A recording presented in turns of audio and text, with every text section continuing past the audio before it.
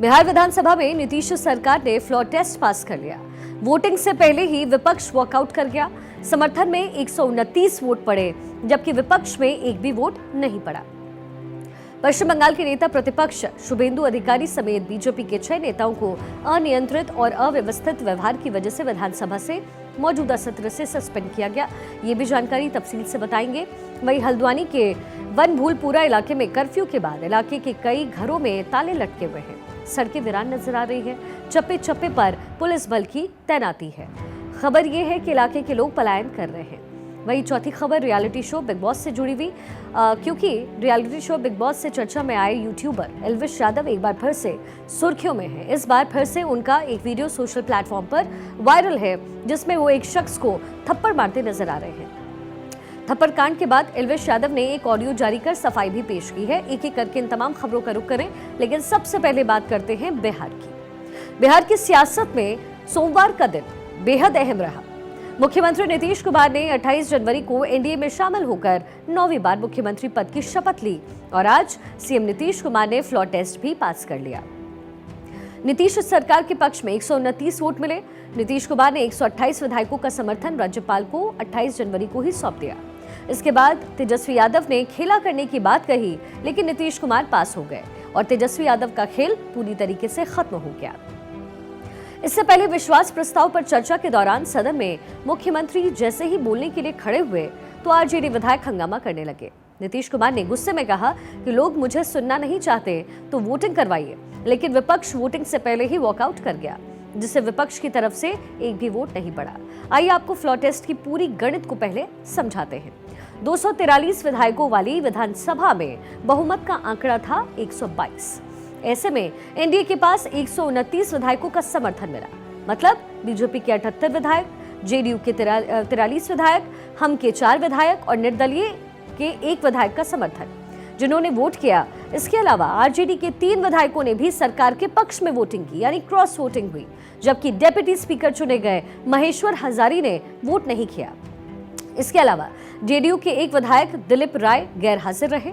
तो महागठबंधन के पास 112 विधायकों का समर्थन था, लेकिन विपक्ष वोटिंग से पहले ही वॉकआउट कर गया और इनमें आरजेडी के 76 विधायक, कांग्रेस के 19 विधायक, लेफ्ट के 16 विधायक और एआईएमआईएम के 1 विधायक का समर्थन मिला, जबकि आरजेडी के 3 विधायकों ने सरकार के पक्ष में क्रॉस वोट किया। अब बिहार में सत्ता खो चुके तेजस्वी यादव को सबसे बड़ा झटका तब लगा जब उनके विधायक बिहार विधानसभा में सत्ता पक्ष के विधायकों के पास जाकर के बैठ गए। आपको बताते हैं वो कौन कौन से विधायक हैं जिन्होंने सरकार के पक्ष में वोटिंग की है। सबसे पहले सूर्यगढ़ा से आरजेडी विधायक प्रहलाद यादव बाबू के बड़े कारोबारी हैं और दर्जनों मामलों में आरोपी हैं। शिवहर से आरजेडी विधायक चेतन यादव जेल से बाहर आए बाहुबली नेता आनंद मोहन के बेटे हैं। खबरों के मुताबिक उनकी मां लवली आनंद को लोकसभा का ऑफर मिला है, जबकि मोकामा से आरजेडी विधायक नीलम देवी जेल में बंद बाहुबली नेता अनंत सिंह की पत्नी हैं। खबर है कि पति की रिहाई और लोकसभा के ऑफर के चलते उन्होंने पाला बदला है। अपने विधायकों के पाला बदल लेने का दर्द तेजस्वी यादव की जुबान पर भी उस वक्त आ गया। हम तो यही बात खाली कह रहे कि भाई जो प्रहलाद जी हैं, हम आपका धन्यवाद करते हैं, कितना दिन तक आपने पार्टी का झंडा बुलंद करके रखा और आप स्वस्थ रहिए। माननीय मुख्यमंत्री जी और सरकार से यही आग्रह होगा कि जो आपका बात हुआ है उस पे वो खड़े उतरे। कोई आए ना आए, जब समय आएगा तो तेजस्वी आएगा। ठीक है, समाप्त किया जाए। याद कीजिएगा, मेरा छोटा भाई चेतन जब थका करके कहीं आप लोगों ने कुछ नहीं किया तो हमने टिकट इसको देकर के जिताने का काम किया। और इनके पिता के गुण पे नहीं, इनके गुण पे। नौजवान लोग रोड मैप है, लंबा चलना है, नया टीम बनाना है। नौजवानों को हम लोगों ने टिकट दिया। नौजवान आए राजनीति में, राजनीति करे, सकारात्मक राजनीति करे, बिहार को आगे लेकर के जाए। थका हुआ लोग नहीं चाहिए था हमको, लेकिन हमको पता है क्या क्या मजबूरी है। ये कोई नई बात नहीं है, बहुत दिनों से पीड़ित है और इस पीड़ा में कहीं भी रहे हम इसके साथ हैं। और नीलम जी, जो आप महिला हैं, आपने जो निर्णय लिया हम स्वागत करते हैं। छोड़िए। देखिए, विधानसभा में कई बार मुख्यमंत्री नीतीश कुमार और पूर्व डिप्टी सीएम तेजस्वी यादव के बीच जुबानी जंग देखने को मिली। दोनों एक दूसरे पर तंज कसते हुए नजर आए। लगातार 9 बार उन्होंने शपथ लेकर के इतिहास रचने का काम किया और 9 बार तो लिया ही महोदय, लेकिन एक ही टर्म में 3-3 बार लिया, ऐसा अद्भुत नजारा हम लोगों ने नहीं देखा। और आपने ये कहा था मर जाएंगे मिट जाएंगे, तो आप कहते ही रहते हैं, हमेशा लगातार ही कहते रहते हैं। 2020 में जब हमने 7 निश्चय 2 तय किया तो इन लोगों ने पूरा का पूरा साथ दिया और एक साथ उसको भी किया, और जब आप लोग आए तो 7 निश्चय 2 का काम हो रहा था, तभी क्लेम कर रहे हैं कि आप ही किए हैं। इतने बड़े पैमाने पर सबकी नियुक्ति हो रही थी, तो शिक्षा के मंत्री कौन थे? और शिक्षा के बारे में जो तय हो गया था और वही हो रहा था, तब आप लोग आए तो जबरदस्ती शिक्षा ले लिए। एक बार कांग्रेस में शिक्षा लिया था, लेकिन इधर उधर नहीं किया। अब आप शिक्षा लिए तो अपने गड़बड़ करते थे, हर बार रोक देते थे। देखिए, बिहार विधानसभा में नीतीश कुमार और तेजस्वी यादव एक दूसरे पर तंज कसते नजर आए। तेजस्वी यादव ने नीतीश कुमार की पलटी पर तंज कसते हुए मोदी की गारंटी पर सवाल उठाए, तो वहीं जवाब में नीतीश कुमार ने तेजस्वी को जंगल राज का दौर याद दिला दिया। भी बिहार में बच्चा से पूछ लीजिए कि क्या होने जाएगा, नीतीश जी पे भरोसा है कि नहीं है, वो क्या क्या शब्द का प्रयोग करेगी जो हम लेना नहीं चाहते। और मोदी जी का गारंटी तो बहुत मजबूत वाला गारंटी है। ए मोदी जी के गारंटी वालों, क्या मोदी जी गारंटी लेंगे फिर से पलटेंगे कि नहीं पलटेंगे, जरा बता के दिखा दो। बताइए, मोदी जी के गारंटी वालों बताओ, बताइए पलटेंगे कि नहीं पलटेंगे मोदी जी का गारंटी। 2005 से जब काम शुरू हुआ है और उसके बाद बिहार का कितना विकास हुआ है, और हमारे पहले इनके पिता को और इनकी माता को 15 साल तक काम करने का मौका मिला, तो क्या हुआ था बिहार में जी? क्या होता था?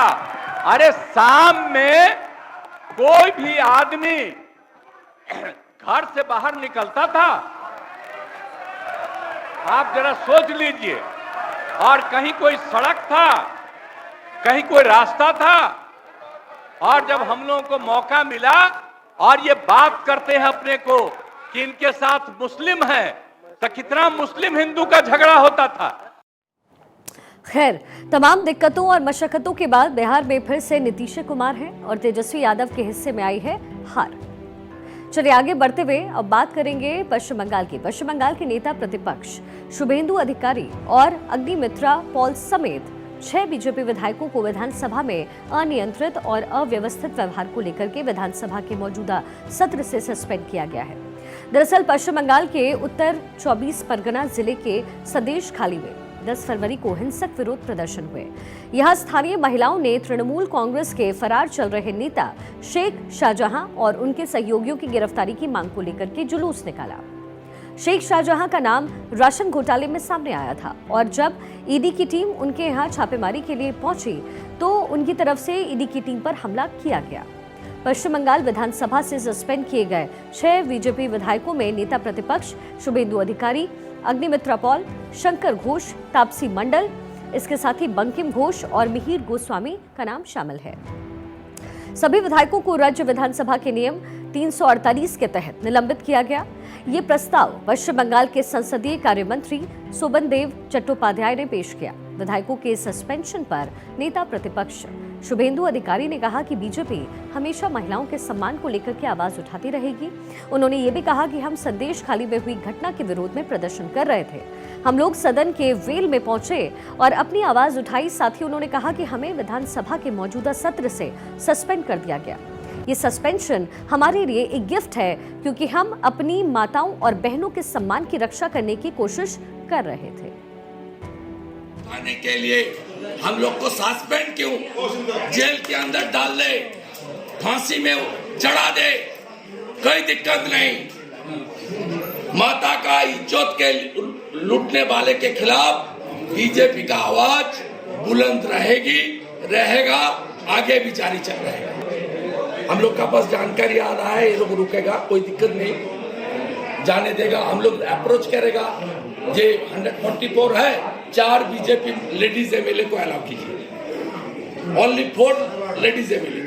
पुलिस का साथ बात करेगा, उसका बात नहीं सुनेगा तो हम लोग जेल जाने के लिए तैयार है, पुलिस का डांडा खाने के लिए भी तैयार है, कोई दिक्कत नहीं। स्थानीय महिलाओं के जुलूस को देखते हुए संदेश खाली में धारा 144 लागू कर दी गई है। प्रदर्शनकारी महिलाओं ने आरोप लगाया कि शेख शाहजहां और उनके गिरोह के लोग महिलाओं का यौन उत्पीड़न करते हैं, वो जमीन के बड़े हिस्से को बलपूर्वक कब्जा भी कर रहे हैं। देखिए, कहते हैं कि दंगों की आग तो बुझ जाती है, लेकिन पीछे छोड़ जाती है एक ऐसी तस्वीर जिसके जख्म कभी भी भरते नहीं हैं। उत्तराखंड के हल्द्वानी की तस्वीर में लटके ताले इन जख्मों का दर्द बयां कर रहे हैं। हल्द्वानी की गफूर बस्ती वीरान है, घरों पर ताले लटके हैं, सड़कों पर सन्नाटा है, कहीं कहीं तंग गलियों में कुछ लोग जरूर दिख रहे हैं, लोगों से ज्यादा सड़क पर पुलिस नजर आ रही है।